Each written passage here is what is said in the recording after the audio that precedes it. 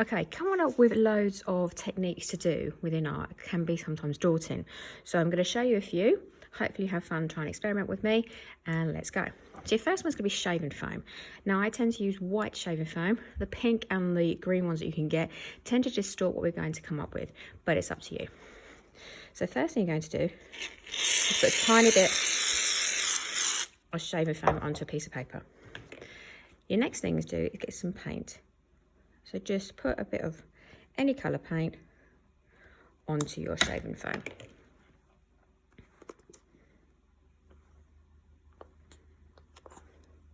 It doesn't matter how many colours you add.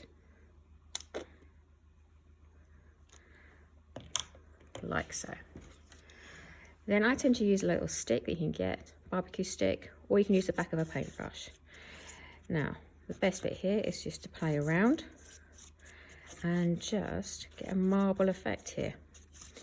So you keep swirling them all around, taking it off to the edge, like so. Now there's two steps you can do after that. Step one, take a piece of paper, lay it flat, and you can see it starting to imprint. Just press it lightly and take it off. Now you'll have an imprint. Now you can leave that to dry. That will actually dry. All the white bits will dry naturally because it would disappear. The second bit you can do is again, take a print.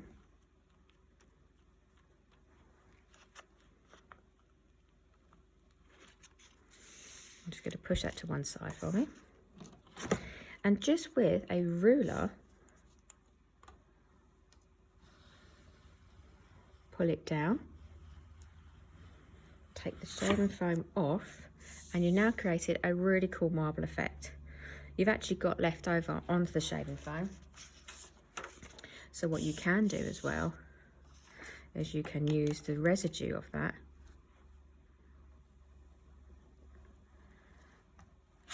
like so. So here you've got four little ones, you can see. These two shaving foams will naturally dry and the white will disappear. But these two, you've got a really cool marble effect that you can use in your works. And again, you can stick them into your sketchbooks or you can draw on top of them. You can elaborate however you want. Okay, another technique. 2 bits of Perspex, try and come up with the same size. If you haven't got this, you can actually use the pot kits that you can use for your paperwork, exactly the same. So on one of them, just get some paint, and again, wherever you want to put them. I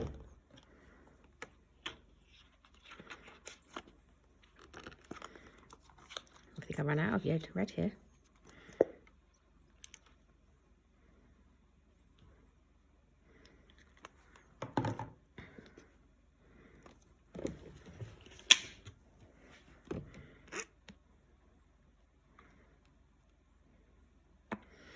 Now just to be careful, don't put too much paint on there, because what you're going to do is put the other bit of clear plastic on the top, and then with your fingers just start to push them all around the plastic like so.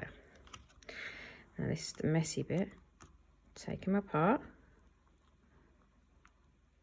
like that. Now I know it's quite messy, but on one of the bits you can use the back to actually draw on top. You can use a fine liner, you can use a Sharpie, or you can use a biro. So we're just going to put that to one side. However, on the other one, get a piece of paper. What we're going to do is we're going to print from it. Again, just a little bit of pressure. Take it off carefully. It tends to print about 3 or 4 times. Well, it's quite a nice little effect you can do.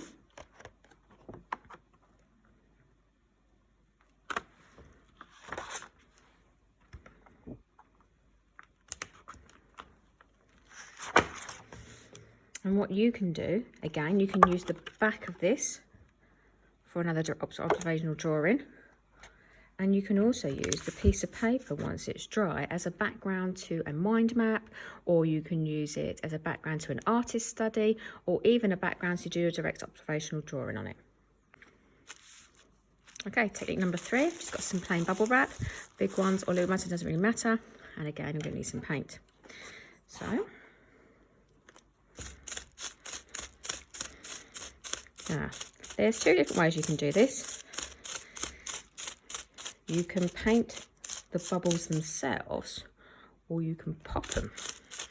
Both create a really cool illusion.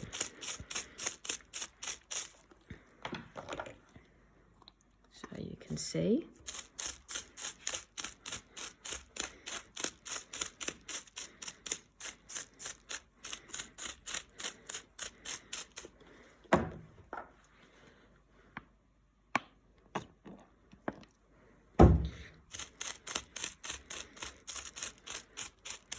Add a little bit of paint to my bubble wrap. I'm going to put it down. I'm not going to press too hard the first few times because I want to get the background.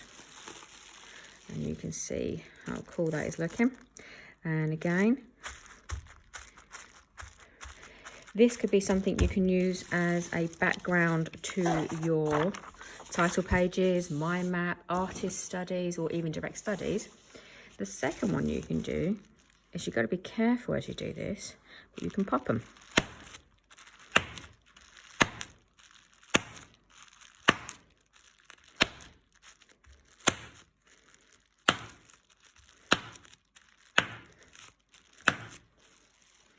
What you get is a different effect. Again, really cool effect that you can actually put, you can do a little bit of annotation on there. So it's something more exciting than just a plain piece of white paper. Again, what you don't do is just bang it like that. It doesn't actually work. You've got to be really careful when you're popping them, that you're popping just a few, just dart them around.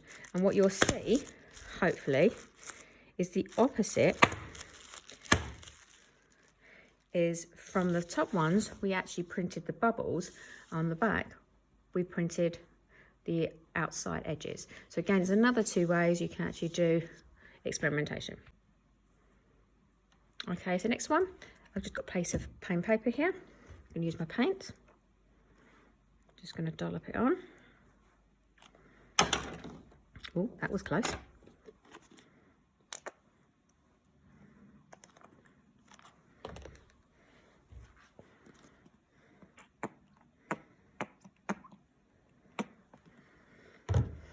And again, the same effect that you've done with the marble effect as with the shaving foam, do it exactly the same with this little stick. It's just creating that little bit of background. Now this time you're going to get a bit of yourself a cling film. You put the cling film on the top, and again, start pushing into the paper like so. Then grab yourself another piece of paper. Now this is the challenge. You're going to take the piece of cling film off, and then you're going to print from the cling film. And it's quite tricky, but it is kind of cool. I'm going to put the cling film down.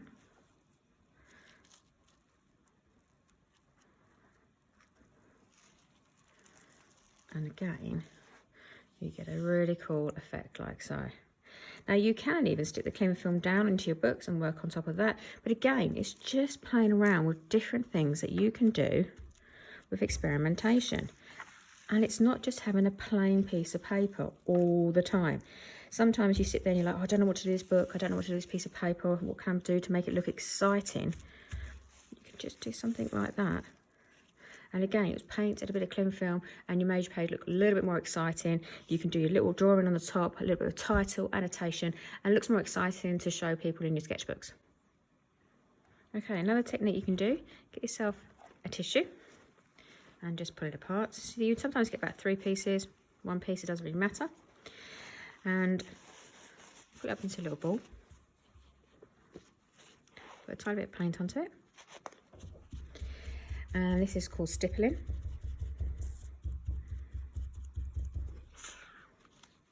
I tend to use one sheet for one colour. It tends to look a little bit more effective. So I might put that one to one side. And again, just pull them apart into a little ball. Bit of paint.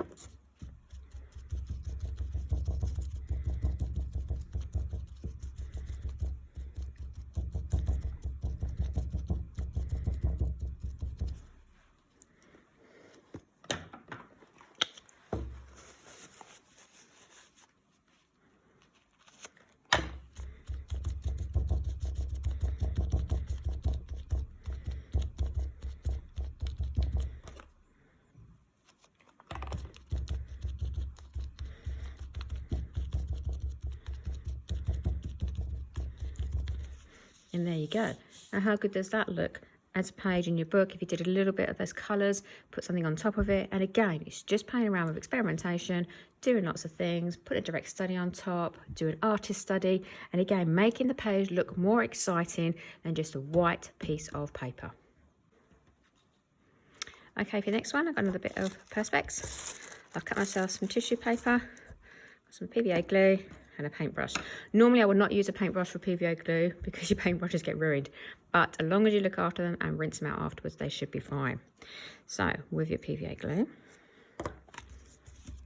start covering your Perspex and start sticking down the tissue paper. Now again, this does work if you want to use a pocket.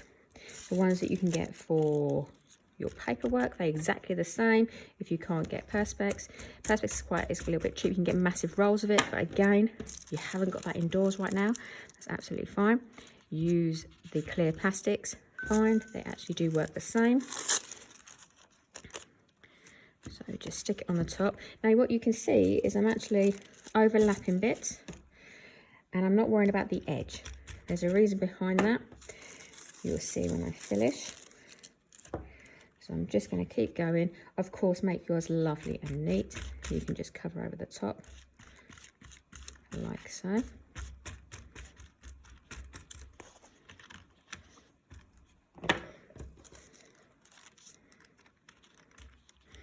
As I say, don't worry about going over these edges here because we will sort that out later on.